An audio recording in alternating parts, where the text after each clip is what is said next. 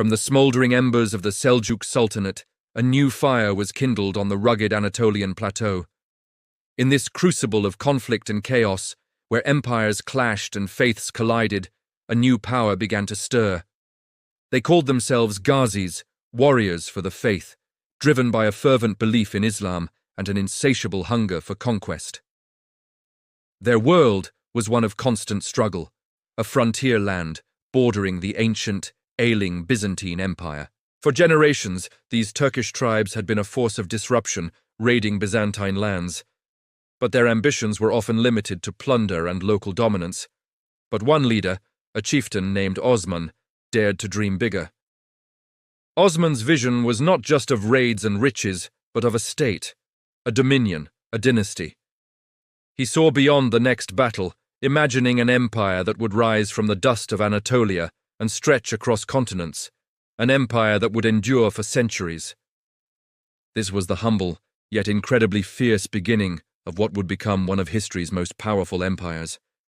It was born in the shadow of a dying giant, the Byzantine Empire, a civilization that had stood for 1,000 years, but was now fractured and vulnerable. Osman and his followers were the wolves at the gate, and they were patient, cunning, and utterly relentless. The stage was set for a monumental shift in world history. The dream of Osman did not die with him. It became the sacred destiny of his descendants. His son, Orhan, and grandson, Murad I, took up his banner and transformed the small beylik, or principality, into a rapidly expanding state. Their methods were a brilliant combination of brute force and shrewd diplomacy. Through a series of lightning campaigns, they outmaneuvered and absorbed their Turkish rivals in Anatolia, consolidating their power base. They weren't just warlords, they were state builders, establishing administrative systems, minting their own coins, and creating a sense of shared Ottoman identity. They used strategic marriages to forge alliances, turning potential enemies into family and vassals. This period of consolidation was crucial. It wasn't just about winning battles, it was about holding territory, governing diverse populations, and laying the institutional foundations of a true empire. But their ambition knew no borders. In the mid-14th century, the Ottomans achieved something monumental. They crossed the Dardanelles Strait and set foot in Europe. What began as a small foothold at Gallipoli soon became a sprawling territory in the Balkans. They were no longer just an Anatolian power, they were a European one, a fact that would send shockwaves across the Christian kingdoms of the continent. The sword of Osman, once a symbolic honor bestowed upon each new sultan, was now a terrifying reality. It was the sharp, relentless edge of a state being forged in the fires of war, an empire poised to strike at the very heart of the ancient world. To build an empire that could conquer continents, the sultans needed an army unlike any other. They needed a force completely loyal to them, unburdened by tribal allegiances or regional loyalties that had plagued so many past empires. Their solution was as ingenious as it was brutal, the creation of the Janissaries. This was a revolutionary military innovation, the first modern standing army in Europe since the days of the Roman legions. The Janissaries were not recruited from Turkish families. They were created through a system called the devshirme, or the child levy. Imperial officials would travel to the Christian Balkan provinces of the empire and select the brightest, strongest young boys from subject families. These children were taken from their homes, transported to the capital, and their old lives were erased. They were converted to Islam, taught the Turkish language, and subjected to years of intense, grueling training. They were forbidden from marrying or owning property, their lives dedicated solely to the Sultan and the state. They were, in the eyes of the law, slaves of the Sultan. But these were no ordinary slaves. They were educated, disciplined, and equipped with the most advanced weaponry of the time, including firearms, which they mastered long before many European armies. They became the empire's elite shock troops, a brotherhood of warriors who knew no family but each other and no master but the Sultan. They were the ultimate weapon, a force that seemed invincible on the battlefield, securing Ottoman victories from Hungary to Persia. The Janissaries were the bedrock of Ottoman military supremacy for centuries. Yet, this very system, designed to ensure total loyalty, contained the seeds of its own danger. An army of slaves raised to be the most powerful men in the empire would one day realize that power, turning them from the empire's greatest weapon into its most formidable threat. As the 15th century dawned, the Ottoman Empire was a formidable power, but one prize remained tantalizingly out of reach: Constantinople. The city of Constantine, the capital of the Byzantine Empire for over 1,000 years, was the symbolic and strategic heart of the Old World. It was a fortress city, protected by legendary triple-layered walls that had repelled countless sieges. To the Ottomans, it was the red apple, the ultimate prize of conquest. Many sultans had dreamed of capturing it, but all had failed. Then, in 1451, a new sultan ascended the throne. He was young, ambitious, and brilliant. His name was Mehmed II. From the moment he became sultan, Mehmed was obsessed with a single goal: the conquest of Constantinople. He was not just a warrior. He was a scholar, an engineer, and a master strategist. He began his preparations with meticulous care. He built a massive fortress on the European side of the Bosphorus Strait, effectively cutting the city off from any potential naval aid. He assembled a colossal army, drawing soldiers from every corner of his vast empire. And most famously, he commissioned a Hungarian engineer named Osman to build a new kind of weapon, a series of gigantic cannons, larger than any seen before. The largest of these, the Great Turkish Bombard, was a true monster of bronze, capable of hurling massive stone balls over a mile, designed to do what no conventional weapon could: shatter the unbreakable walls of Constantinople. The siege began in the spring of 1453. For 53 days, the city endured a relentless bombardment. The sound of Mehmed's superguns echoed across the sea, a thunderous drumbeat counting down the final hours of the Roman Empire. The defenders, vastly outnumbered, fought with incredible bravery. But the outcome was inevitable. On May 29, 1453, the Janissaries stormed the breached walls, and the city fell. The fall of Constantinople was an event that shook the world. It marked the definitive end of the Middle Ages and the true beginning of the Ottoman Empire as a global superpower. Mehmed, now known as the Conqueror, rode into the city not as a destroyer, but as a new Caesar. He entered the Hagia Sophia, the grandest cathedral in Christendom, and ordered it converted into a mosque, a powerful symbol of the new world order. He declared the city the new capital of his empire, renaming it Istanbul.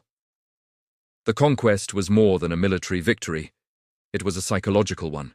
It cemented the Ottoman Sultan's claim as the heir to the Roman Empire and the supreme leader of the Islamic world. The Ghazi warriors from the Anatolian hills now sat upon the throne of emperors, their dominion stretching from the Danube to the Euphrates. The age of the Ottoman Empire had truly begun. The Ottoman march seemed unstoppable, a juggernaut rolling across Anatolia and into the heart of Europe. At its head was Sultan Bayezid the Fens, a man so swift and decisive in his campaigns that he earned the name Yildirim, the Thunderbolt. He was the terror of the Crusader Knights, the ruler who had dared to besiege the mighty Constantinople itself. For a moment, it seemed the entire world was within his grasp. But from the vast steppes of the east, a storm was gathering, a force of nature even more ferocious than the Thunderbolt himself. This was Timur, known to the west as Tamerlane. A conqueror who had carved out an empire stretching from India to the Mediterranean. He saw Bayezid's rising power not as a rival to respect, but as a challenge to crush. The two titans of the age, each believing in their own divine destiny, were set on a collision course. The stage was set for a confrontation that would shake the very foundations of the known world. In 1402, on the plains near Ankara, the two armies met. It was a clash of giants. Bayezid, confident in his elite Janissaries and the loyalty of his European vassals, faced Tamerlane's massive, battle-hardened force, which included war elephants brought all the way from India. The battle was a tactical nightmare for the Ottomans. Tamerlane, a master strategist, had diverted a local river, leaving Bayezid's army without water under the scorching summer sun. Worse still, many of Bayezid's Anatolian vassals, seeing their former lords fighting alongside Tamerlane, switched sides in the middle of the fight. The Ottoman lines buckled, then broke. It was a complete and utter disaster. Sultan Bayezid the Thunderbolt, the man who had seemed invincible, was captured. The image of the proud Sultan, allegedly kept in a cage by Tamerlane, became a cautionary tale for rulers everywhere. The Ottoman Empire, which had seemed on the brink of conquering its ultimate prize, was shattered. Bayezid died in captivity, and his sons were plunged into a brutal, decade-long civil war known as the Ottoman Interregnum. Brother fought brother for the remnants of a broken empire, a stark and bloody reminder that no power, no matter how great, is immune to catastrophe. It was the empire's darkest hour. Yet from the ashes of civil war, the Ottoman state was painstakingly pieced back together. Decades passed, and the memory of the humiliation at Ankara faded, replaced by a renewed sense of purpose. The ultimate prize, the city that had haunted the dreams of Muslim conquerors for centuries, was still there, taunting them from across the Bosphorus, Constantinople. By 1453, a new sultan sat on the throne. He was young, ambitious, and brilliant.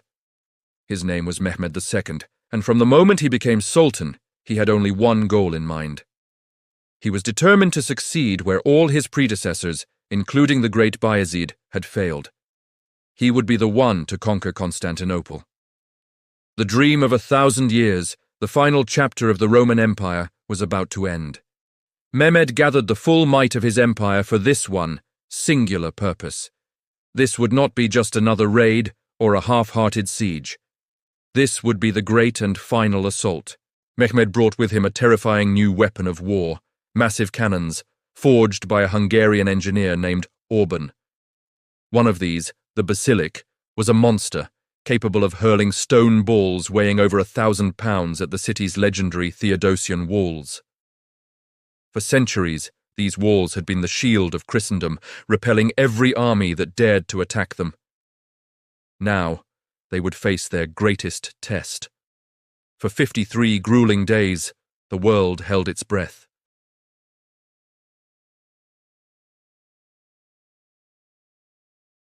Every Janissary charge.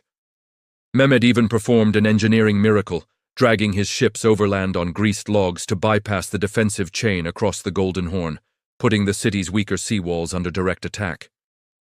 The defenders were exhausted, outnumbered, and running out of hope. On May 29, 1453, Mehmed ordered the final all-out assault. Under the cover of darkness, waves of troops crashed against the battered walls. The elite Janissaries, the Sultan's finest soldiers, spearheaded the attack. In the chaos, a small gate, the Kerkaporta, was left unlocked. Janissaries poured through, raising the Ottoman standard on the ramparts. Panic spread through the defending ranks. The emperor himself, casting aside his imperial regalia, charged into the fray and was killed, fighting to the very last for his city. The fall of Constantinople sent shockwaves across the globe. It was the definitive end of the Middle Ages, the death of the Roman Empire, and the birth of a new era. Mehmed, now known as Fatih, or the Conqueror, rode into the city and made it the new capital of his empire. Istanbul, the city that was once the heart of Eastern Christendom, would now become the seat of the world's most powerful Islamic empire. The momentum of Mehmed's conquest was carried forward by his successors. The empire expanded, consolidated, and grew richer and more powerful than ever before. Then, in 1520, a new sultan ascended the throne, inheriting a state at the peak of its strength. But his vision was not merely to conquer more land, it was to perfect the empire itself. In the West, his enemies and admirers alike would call him the Magnificent. But to his own people, he would be known by a title that spoke to his true ambition: Kanuni, the lawgiver. His name was Suleiman. Suleiman, I inherited a vast and complex state, a multicultural, multi-religious empire stretching across 3 continents. His goal was to bring order, justice, and harmony to this sprawling domain. He commissioned a complete overhaul of the empire's legal system, creating a new legal code, the Kanun, that would harmonize traditional Islamic law with the practical needs of a modern bureaucratic state. This code would define the structure of the Ottoman government and society for centuries to come. But Suleiman was also a warrior, driven by the same ambition as his ancestors. He led his armies in person, projecting Ottoman power further than ever before. He conquered Belgrade and the island of Rhodes, completing the work his great-grandfather Mehmed had started. He crushed the Kingdom of Hungary at the Battle of Mohacs, marching all the way to the Gates of Vienna itself, striking fear into the heart of Europe. His navy, under the command of the legendary Admiral Barbarossa Hayreddin Pasha, dominated the Mediterranean, challenging the naval supremacy of Spain and Venice. His rivalry with the Habsburg Emperor Charles V became the central geopolitical conflict of the age. Under Suleiman, the Ottoman Empire wasn't just a military power, it was a global center of art, culture, and science. The architect Mimar Sinan transformed the skyline of Istanbul with magnificent mosques and public buildings. Poetry, calligraphy, and philosophy flourished. This was the empire's golden age, a time when it seemed that all roads led to Istanbul and the Sultan's will was law from the Danube to the Nile. The reign of Suleiman the Magnificent represented the absolute zenith of Ottoman power and prestige, a high watermark that future generations would look back on with awe and wonder. If you've been following along, you know we've witnessed the birth of an empire from the Anatolian plains and its dramatic capture of Constantinople. Now, we enter its most dazzling era, a true golden age. Under the reign of one of its most famous rulers, Suleiman the Magnificent, Istanbul was transformed. It wasn't just the capital of a vast empire, it was the center of the world. Imagine walking through its streets in the 16th century. The skyline, once dominated by Byzantine churches, was now being reshaped by a genius architect, Mimar Sinan. His hand was guided by both faith and an incredible understanding of engineering. He dotted the city with majestic domes that seemed to float in the air and slender minarets that pierced the heavens. These weren't just buildings. They were physical statements, a powerful blend of Ottoman ambition and deep piety, carved in stone and marble. The Sultan's court, the Topkapi Palace, buzzed with energy. It became a magnet for the brightest minds of the time. Poets composed verses that are still recited today. Artists created intricate miniatures that captured the vibrancy of court life, and scientists pushed the boundaries of astronomy and medicine. This was the empire at its absolute peak. A cultural and political powerhouse whose influence, whose very shadow, stretched from the shores of Algiers in North Africa all the way to the trading posts of the Indian Ocean. It was a time of immense wealth, confidence, and artistic brilliance, an empire truly at its most magnificent. But an empire of this scale couldn't be sustained by land power alone. Suleiman's shadow needed to extend across the waves, and for that, he needed a very special kind of ally. Enter one of history's most legendary seamen, a man whose name was whispered in fear and awe across the Mediterranean. Hayreddin Barbarossa.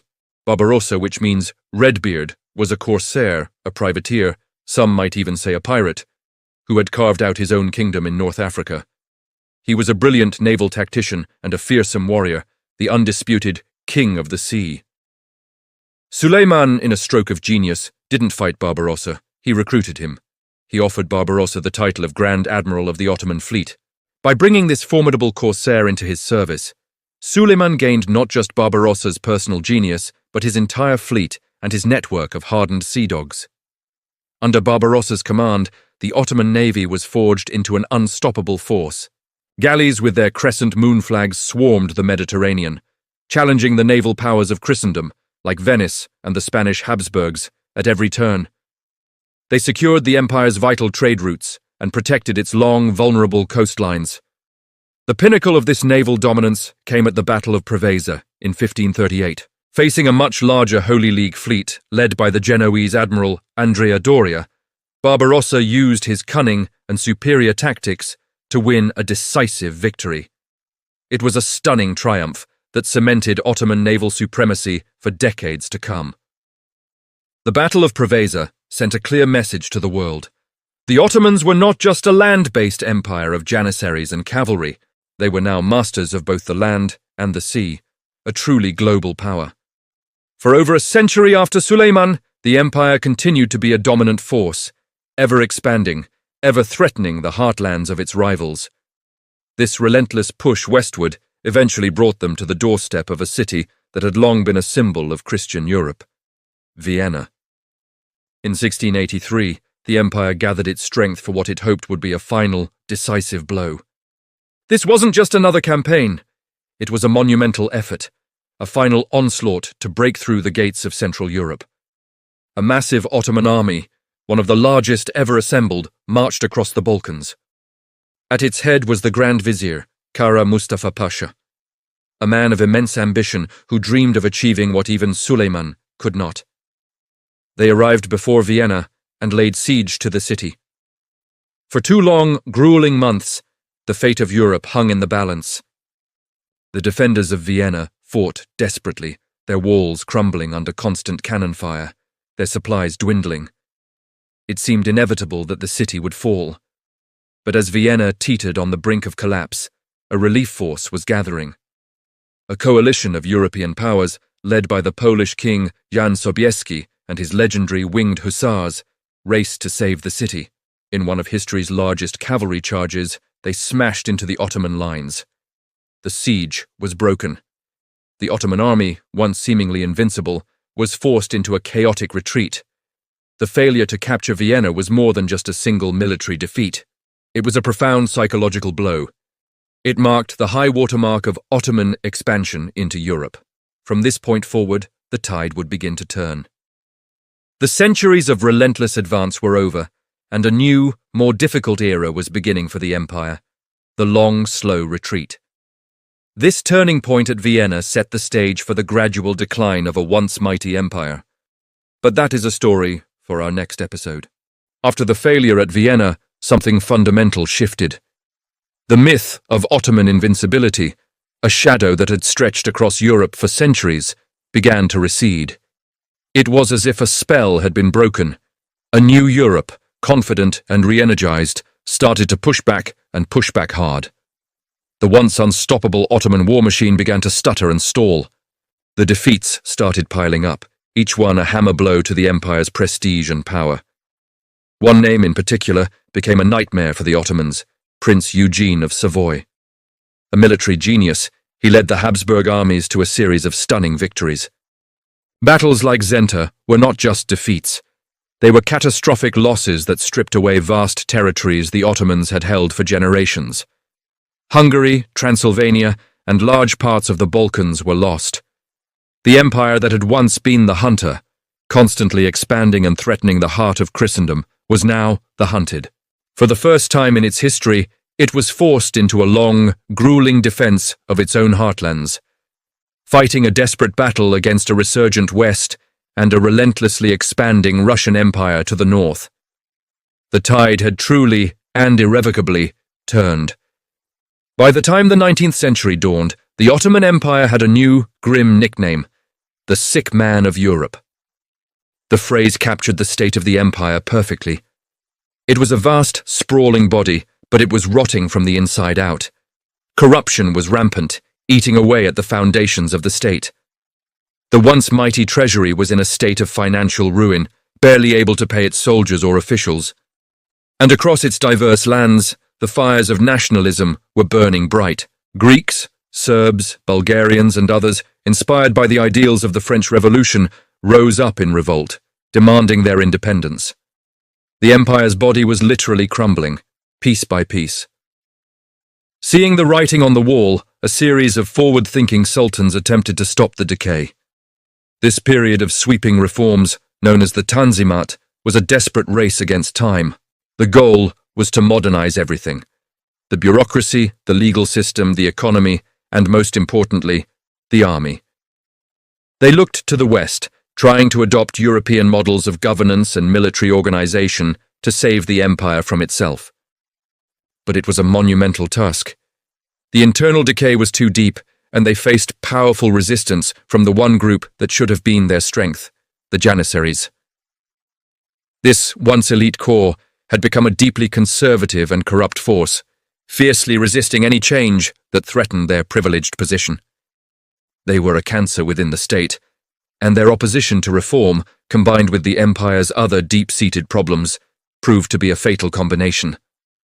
The medicine of reform was simply not enough to cure the sickness that had taken hold. The final act in this grand, tragic play was the First World War. In a fateful decision that would seal its doom, the Ottoman Empire chose to side with the Central Powers, Germany and Austria-Hungary. It was a gamble for survival, a hope that victory could reverse a century of decline.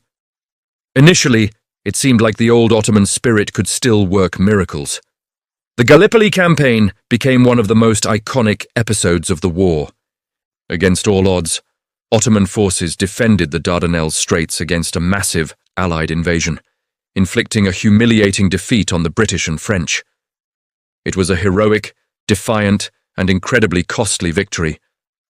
But this flash of brilliance couldn't save the empire. While Gallipoli was a triumph, on other fronts, in the Caucasus against Russia, in Mesopotamia and Palestine against the British, the Ottoman armies collapsed. The years of decay had taken their toll. The war bled the sick man dry, and by 1918 the empire was utterly broken. The victorious allies moved in to carve up its territories like a feast. The vast lands that had once been ruled from Istanbul were dismembered, divided into mandates and protectorates.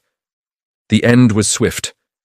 In the Turkish heartland of Anatolia, a new leader emerged from the ashes of defeat, Mustafa Kemal, later known as Ataturk. A brilliant general and a visionary nationalist, he led a war of independence against the occupying powers and the old Sultanate. In 1922, his new government made the final historic move. The Sultanate, the institution that had defined the empire for over 600 years, was formally abolished. The last Sultan went into exile, a ghost of a bygone era. A year later, the Republic of Turkey was born. The shadow of the Sultan, which had loomed so large over the world stage for centuries, finally lifted, and a new chapter began. Thank you so much for watching. If you found this journey through the twilight of the Ottoman Empire fascinating, please hit that like button and subscribe for more deep dives into history. Let us know in the comments which empire you'd like to see us cover next. See you in the next video.